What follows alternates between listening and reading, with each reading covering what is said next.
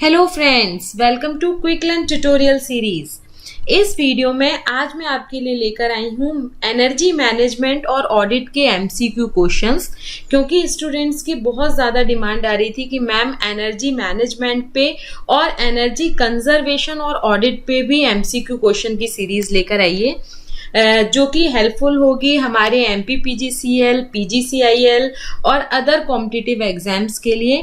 तो आपके लिए अभी ये वाला जो वीडियो है उसमें मैं एनर्जी मैनेजमेंट के और ऑडिट के एमसीक्यू क्वेश्चंस बताऊंगी विथ एक्सप्लेनेशन, और नेक्स्ट वीडियो में मैं आपको बताऊंगी एनर्जी कंजर्वेशन और ऑडिट के एमसीक्यू क्वेश्चंस। ठीक है, तो ये वीडियो बहुत हेल्पफुल होने वाला है आपके कॉम्पिटिटिव एग्जाम्स के लिए। तो आइए वीडियो स्टार्ट करते हैं। पहला क्वेश्चन है, the energy source that are either found or stored in nature are. वो एनर्जी सोर्स जो हमें मिलता है और हम स्टोर कर सकते हैं नेचर में, मतलब प्राकृतिक उसको स्टोर किया जा सकता है और प्राकृतिक ढंग से वो हमें मिलता है, वो कौन सा एनर्जी सोर्स है? तो वो कहलाते हैं हमारे प्राइमरी एनर्जी सोर्स। और प्राइमरी एनर्जी सोर्स में हमारे आते हैं कोल, ऑयल, नेचुरल गैसेस, बायोमास। ये सारे हमारे नेचुरल एनर्जी सोर्स हैं जो हमें नेचर से मिलते हैं और स्टोर होते हैं। तो बी इसका करेक्ट आंसर है। अब नेक्स्ट क्वेश्चन है, the judicious and effective use of energy to maximise profit and enhance competitive position. This can be the definition of. हम एनर्जी का कैसे इतना इफेक्टिव यूज करें और जुडिशियस यूज करें कि हमारा प्रॉफिट मैक्सिमम हो जाए और कॉम्पिटिटिव पोजीशन एनहेंस हो जाए। ये किस चीज की डेफिनेशन है? तो ये हमारे एनर्जी मैनेजमेंट की डेफिनेशन है। एनर्जी मैनेजमेंट कहता है इतने अच्छे से यूज करिए, इतने इफेक्टिवली यूज करिए एनर्जी का कि हमारा प्रॉफिट मैक्सिमाइज हो जाए और कॉम्पिटिटिव पोजीशन एनहेंस हो जाए। तो बी इसका करेक्ट आंसर है। ठीक है, यहाँ पे देखिए एक्सप्लेनेशन दिया है। नेक्स्ट क्वेश्चन है, the energy management function is generally vested in. Energy management function किसके अंतर्गत आता है? तो एनर्जी मैनेजमेंट फंक्शन आता है एनर्जी मैनेजर और को कोऑर्डिनेटर के अंदर। बी इसका करेक्ट आंसर है। ठीक है, हमें एक एनर्जी मैनेजर चाहिए होता है और को कोऑर्डिनेटर की रिक्वायरमेंट होती है एनर्जी मैनेजमेंट फंक्शन को स्मूथली रन करने के लिए, जिससे हम एफिशिएंटली और इफेक्टिवली यूज कर सकें एनर्जी का। बी करेक्ट आंसर है। अब नेक्स्ट क्वेश्चन है, the objective of energy management includes. Energy management क्या इंक्लूड करता है, क्या ऑब्जेक्टिव है एनर्जी मैनेजमेंट का? पहला ऑप्शन देखते जाइए, minimizing energy cost. Energy cost कम हो जाए तो ये है। मिनिमाइजिंग वेस्ट, वेस्टेज कम हो, ये भी है। Minimising environmental degradation, environmental degradation minimise हो जाए। तीनों ही है तो all of the above, D इसका करेक्ट आंसर होगा। ठीक है, एनर्जी को हम मैनेज इसलिए करते हैं, एनर्जी मैनेजमेंट इसलिए करते हैं जिससे कॉस्ट कम हो जाए, एनर्जी एफिशिएंटली यूज हो, वेस्टेज कम हो जाए, energy degradation, environmental degradation minimise हो जाए। तो all of the above correct answer है। यहाँ पे देखिए लिखा हुआ है, यही चीज जो मैंने अभी आपको एक्सप्लेन की है वो यहाँ पे लिखी हुई है। Next, the ratio of current year production to the reference year production is called. Current year production और रेफरेंस ईयर प्रोडक्शन का रेशियो क्या कहलाता है? तो वो कहलाता है प्रोडक्शन फैक्टर। यहाँ पे देखिए, the ratio of current year production to the reference year production is called production factor. B इसका करेक्ट आंसर है। नेक्स्ट क्वेश्चन है, replacement of steam based hot water generation by solar system is an example of. Steam based hot water generation को का जो replacement है वो हमने किया है सोलर सिस्टम से। वो किसका एग्जाम्पल है? तो वो एग्जाम्पल है एनर्जी सब्सटीट्यूशन का। ठीक है, एनर्जी सब्सटीट्यूशन के दो एग्जाम्पल हैं, using a steam heater instead of electric one. Steam heater का यूज करिए इलेक्ट्रिक हीटर की जगह तो एनर्जी सब्स्टिट्यूट होगी। Using solar water heating system instead of steam based hot water. तो ये दो एग्जाम्पल होते हैं।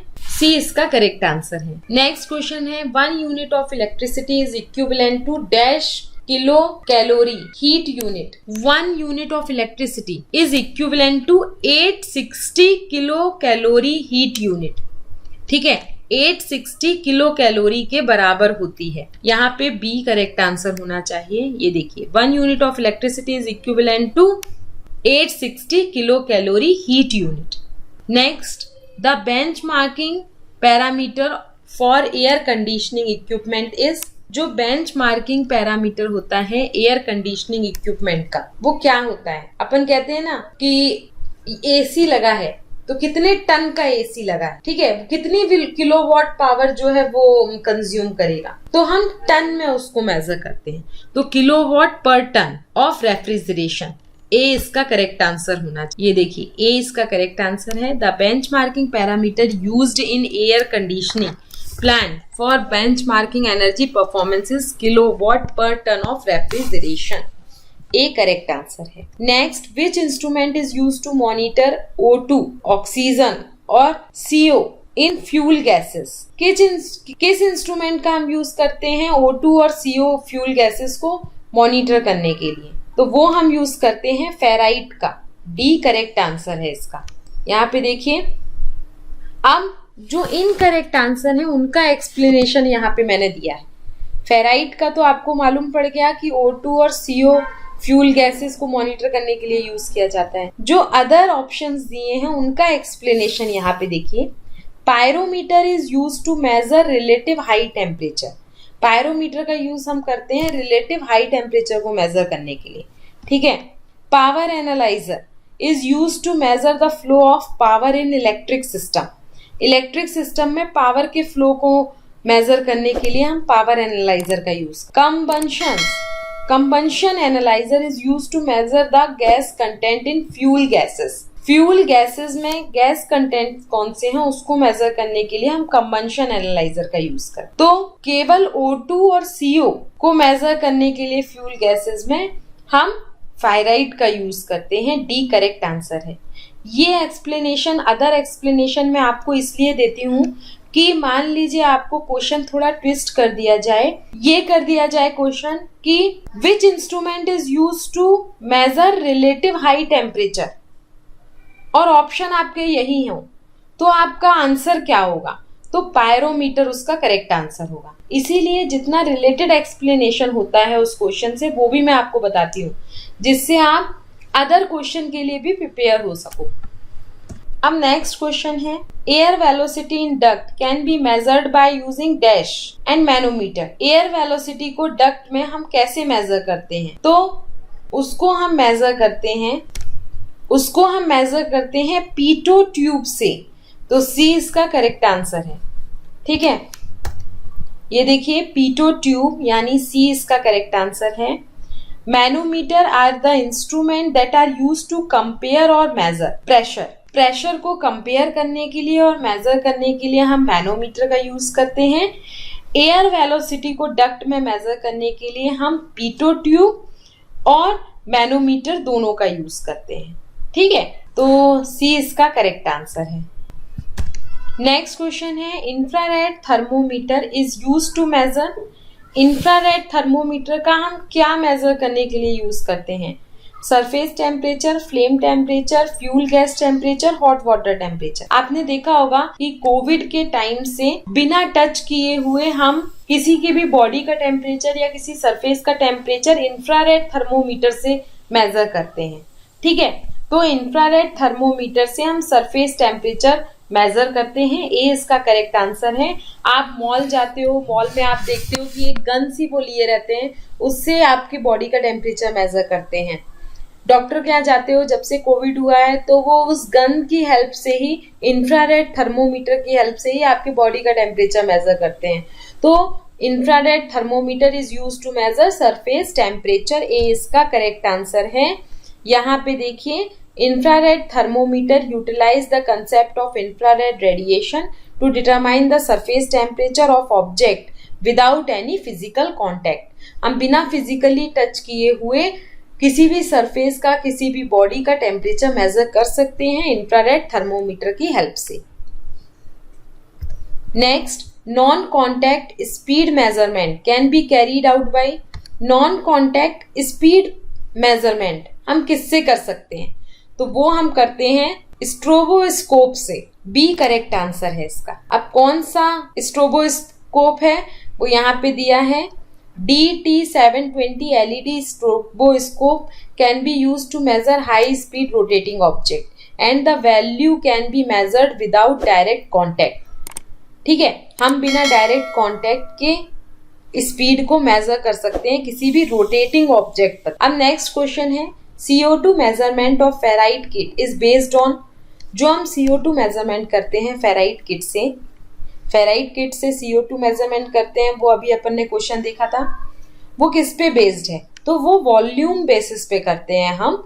ड्राई, अगर कोई ड्राई है तो उसको वॉल्यूम बेसिस पे करते हैं। तो बी इसका करेक्ट आंसर है।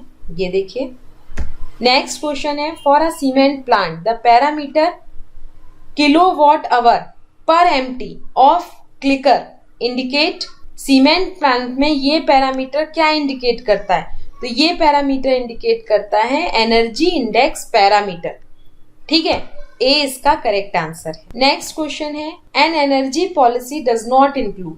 एनर्जी पॉलिसी क्या इंक्लूड नहीं करती? तो एनर्जी पॉलिसी में टारगेट एनर्जी कंजम्पशन रिडक्शन आता है, ये टाइम पीरियड फॉर रिडक्शन ये भी इंक्लूड करती है, declaration of top management commitment ये भी इंक्लूड है, फ्यूचर प्रोडक्शन प्रोजेक्शन ये इंक्लूड नहीं होता। तो डी इसका करेक्ट आंसर होगा। नेक्स्ट क्वेश्चन है energy manager should be well versed with. Energy manager में क्या क्या क्वालिटीज होनी चाहिए?